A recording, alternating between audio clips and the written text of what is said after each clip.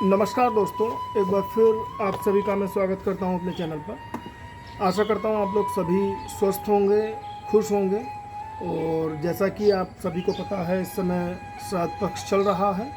आप सभी श्राद्ध पक्ष में जो भी नियम मैंने बताए हैं या और भी जो कर्मकांडी पंडित आपको बताते हैं, तो उसके अनुसार अपने श्राद्ध कार्य करते रहिएगा। अपने पितरों को तर्पण करते रहिए और उनकी सुख शांति के लिए कामनाएं करते रहें, ताकि आपके घर में सुख शांति और सभी सुखों की वृद्धि हो। दोस्तों, अभी बहुत सारे सवाल आप लोगों की तरफ से आए कि भाई पंचक में अगर कभी मृत्यु हो जाए किसी की, तो उस केस में क्या होता है। कुछ इस तरीके से बोला जाता है कि अगर पंचक में मृत्यु हो गई तो 5 लोग जो आसपास के हैं या उस मोहल्ले के हैं, उनकी भी डेथ हो जाती है।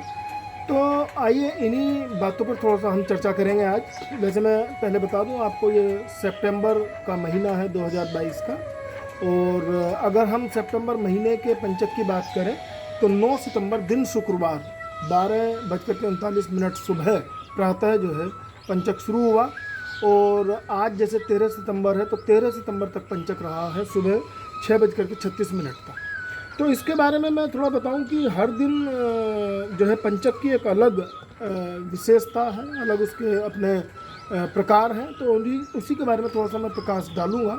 लेकिन उससे पहले मैं आपको ये बता दूं कि पंचक को अगर आप चेक करना चाहते हैं तो इतना ज़रूर चेक कीजिएगा कि चंद्रमा जिस समय कुंभ और मीन राशि में, मतलब गोचर का जो चंद्रमा होगा, क्योंकि आप जानते हैं कि गोचर में ग्रह जो हैं ये हमेशा भ्रमण करते रहते हैं। तो गोचर का चंद्रमा जब कुंभ और मीन राशि में प्रवेश करेगा तो उस समय पंचक रहेगा। अब मैं पंचक के बारे में बताऊं कि 7 दिन कोई से भी हो सकते हैं, सोमवार से लेकर के रविवार तक के। तो हर पंचक का एक अलग इफेक्ट होता है। हालांकि 5 नक्षत्र जो हैं दिए गए हैं। चंद्रमा जिस समय घनिष्ठा नक्षत्र के तीसरे चरण में प्रवेश करता है, उसके बाद ये सतभिषा, पूर्वभद्रा, उत्तरभद्रा और रेवती नक्षत्र के चारों चरणों में जब भ्रमण करेगा, तो उस समय जो है ये पंचक का समय माना जाएगा। यानी ये 5 जो नक्षत्र हैं ये पंचक के लिए रिस्पॉन्सिबल माने गए हैं।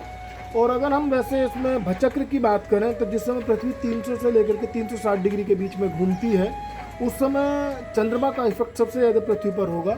इसलिए वो पंचक का जो पीरियड है वो थोड़ा सा हम लोग कई बार जो है अशुभ मानते हैं।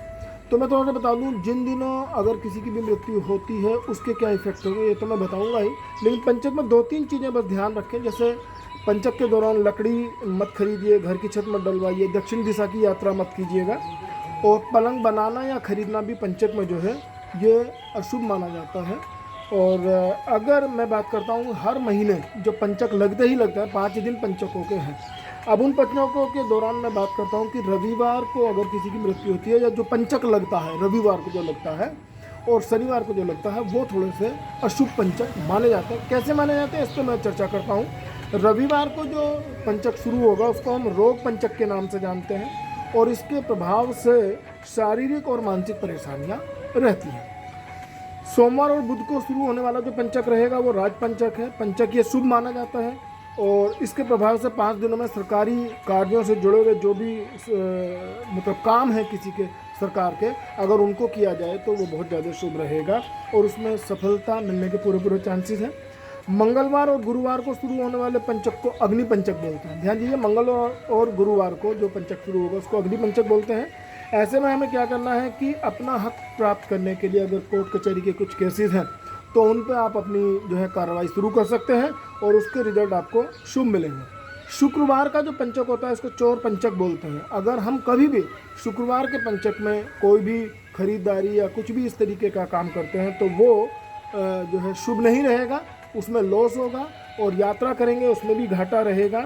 इस पंचक में व्यापार, लेन देन, कभी हम अपनी ज्वेलरी वगैरह का जो निर्माण कराते हैं या कोई सौदा करते हैं तो वो ना करें, अन्यथा उसके रिजल्ट जो है विपरीत होंगे। और शनिवार को जो शुरू होने वाला पंचक है वो मृत्यु पंचक बोला जाता है। मृत्यु पंचक का मतलब क्या है कि ये पंचक जो है मृत्यु तुल्य कष्ट देते हैं और इन 5 दिनों में जोखिम भरा कोई भी काम जैसे दुर्घटना या चोट, इन चीज़ों से थोड़ा सा बच करके रहें। पंचक नक्षत्रों का अगर हम थोड़ा सा जो है प्रभाव देखें तो ध्यान दीजिए, धनिष्ठा नक्षत्र में अग्नि का भय रहता है। शतभिषा नक्षत्र में कलह होने का जोखिम रहता है जब पंचक लगते हैं। और अगर पूर्व भद्रा नक्षत्र में रोग बढ़ने का खतरा रहेगा। और उत्तर भद्रा नक्षत्र में जो है धन के रूप में दंड मिल सकता है आपको। उत्तर भद्रा अभी जो है शुक्रवार का था, ये उत्तर भद्रा में था, तो इसमें जो है आपको धन के रूप में दंड मिल सकता है। और रेवती नक्षत्र में धन हानि का खतरा रहेगा अगर पंचक वहाँ स्टार्ट होते हैं तो देखिए दोस्तों, पंचकों के बारे में बहुत सारे मिसकंसेप्शन जो है मिलते हैं, कुछ भ्रांतियाँ फैलाई हुई हैं। तो मैंने आपको जैसा बताया कि रविवार और शनिवार से शुरू होने वाले पंचक ही थोड़े से गड़बड़ रहते हैं, क्योंकि रविवार का रोग और पंचक और जो है शनिवार का जो है मृत्यु पंचक जैसे बोलते हैं। और ध्यान दीजिएगा, पंचकों में केवल और केवल ध्यान रखें, आप किसी भी तरीके के निर्माण या स्पेशली बेड वगैरह तो बिल्कुल ना खरीदें, ना बनवाएं, क्योंकि पंचक के दौरान अगर आप बेड बनवाते हैं उस पर जो भी सोने वाला होगा उसको हमेशा रोगों से सामना करना होगा। तो इन्हीं शब्दों के साथ मैं अपनी वाणी को विराम दूंगा, लेकिन उससे पहले मैं चाहूँगा कि जो लोग मेरे व्यूअर्स हैं और पहली बार इस चैनल पर आ रहे हैं तो वो चैनल को सब्सक्राइब जरूर कीजिएगा। आप लोगों ने कुछ नहीं मेरे से कहा था कि जनरली मैं जो अपनी वीडियोस बनाता हूँ वो बंद कमरे में बनाता हूँ, तो अब मैं प्रकृति के बीच में ये वीडियो जनरली शूट करता हूँ। जैसे मैं अब इस समय बैठा हुआ हूँ जहाँ मेरा मकान है, ये हमारी कॉलोनी का व्यू है, अगर आप देख रहे होंगे। थोड़ा सा अगर मैं देखिए, जब आप प्रकृति के बीच में रहते हैं तो कुछ डिस्टर्बेंस भी होते हैं, जो चिड़िया कौवों की आवाज़ भी मिलेंगी, कुछ आने जाने वाले व्हीकल भी रहेंगे, तो इस तरीके की प्रॉब्लम तो थोड़ी सी रहेगी। ये मैं कॉलोनी का व्यू आपको थोड़ा सा ये दिखा देता हूँ। ये पूरा हमारी कॉलोनी का एक ये व्यू है और बड़ी अच्छी ग्रीनरी यहाँ पर है, तो आप देख सकते हैं। तो अगर आप देखिए ये मेरा पेट जो है, जब भी मैं वीडियो बनाता हूँ मेरे आसपास ही रहता है। तो इसका नाम जोजो है और ये जोजो कम बेटा। ठीक है दोस्तों, अगली वीडियो में फिर जल्दी मिलेंगे और तब तक के लिए आप अपना ध्यान रखें, अपने स्वास्थ्य का ध्यान रखें और पितृपक्ष में अपने पितरों को तर्पण करते रहें, उनके आशीर्वाद लेते रहें। धन्यवाद, नमस्कार, प्रणाम।